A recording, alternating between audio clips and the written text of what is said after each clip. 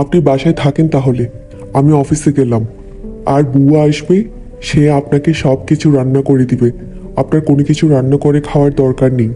আপনার যা কিছু খেতে মন চাইবে তাকে বলবেন। স্যার। আরে রবিন, তুমি এখানে কি করছো? তোমার অফিস টাইম তো শুরু হয়ে গেছে, তুমি অফিসে যাবে না আজকে? স্যার, আমার খুব জরুরি ভিত্তিতে আজকে বিয়ে করতে হচ্ছে, তাই আপনাদের কাউকে কিছু আগে থেকে বলতে পারিনি। কনগ্রাচুলেশনস রবিন, তুমি কালকে নতুন বউকে নিয়ে আমার বাড়িতে আসবে। তোমাদেরকে ইনভাইট করলাম আজকে। আর এখন যাও তাহলে, তোমাদের জন্য শুভকামনা। ব্যাস হয়ে গেল, তোমার বস তোমাকে ছুটি দিয়ে দিয়েছে। এখন চলো কাজে অফিসে, বিয়ে করব। আজকে বিয়ে না করলে আমি কখনো বিয়ে করব না। অবশেষে রবিন মেয়েটিকে বিয়ে করে। বিয়ে করার পরে সে আর তার বাবা মেয়েটির বাড়িতে এসে উঠে। মেয়েটির বাড়ি গাড়ি সব ছিল, তাই মেয়েটি যা বলতো রবিন তাই শুনতো। রবিন তার বউকে তার বাবার জন্য রান্না করতে বলাতে মেয়েটি অনেক রেগে যায়। আরে তুই রান্নার জন্য বউয়ের সাথে কেন ঝামেলা করছিস? আমি নিজেই রান্না নিজে করে খেতে পারবো। তাছাড়া আমি রান্না খুব ভালো করতে পারি। রবিনের বাবা খুব যত্ন সহকারে রান্না করে। রবিনের বউ রান্না হওয়ার পরপরই একা খেয়ে নেয়। পরের দিন রবিন তার বউকে নিয়ে সেই বসের বাড়িতে চলে আসে। তার বস তাদের দেখে অনেক খুশি হয়। স্যার, এটা আমার সৌভাগ্য আপনার বাড়িতে আসতে পারা।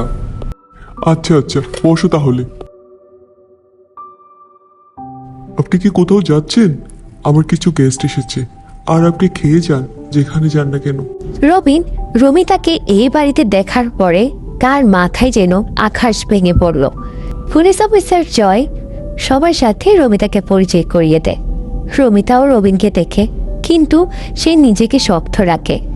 সে এমন ভাব করে যেন তাদেরকে কখনোই দেখেনি।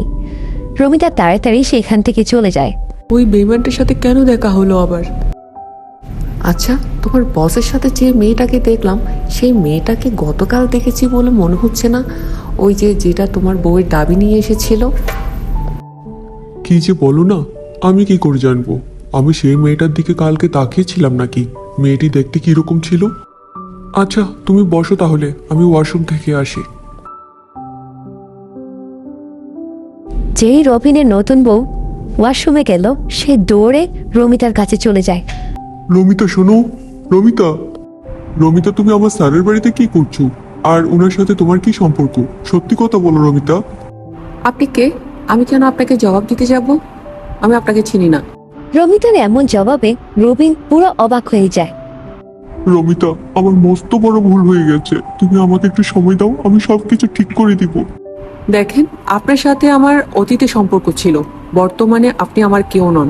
আপনি অন্যজনের স্বামী। আপনি আমার সামনে থেকে এক্ষুনি চলে যান, না হলে আমি মানুষ ডাকবো, সবাইকে জড়ো করব, কিন্তু বলে দিলাম। আচ্ছা, এই কাহিনী তাহলে। অনেক সুন্দর নাটক জানো রবিন তুমি। তোমাকে আমার এমনি এমনি সন্দেহ হয়নি, আমার সন্দেহটা টিকেই ছিল। ড্রামা অনেক হয়ে গেছে, আর করো না প্লিজ। তুমি আর তোমার বাবা এক মুহূর্ত আমার বাড়িতে থাকবে না। আমি এখান থেকে গিয়ে যাতে আমার বাড়ি ফাঁকা দেখি, এই পেজটা আর কখনো আমার সামনে দেখাবে না। রবিন পড়ে গেল বড় বিপদে। দুই বুক দুই পাশ দিয়ে চলে গেল তাকে ফেলে। সে এখন একা হয়ে গেল। তার কর্মফলের বুক সে তো করতেই হবে।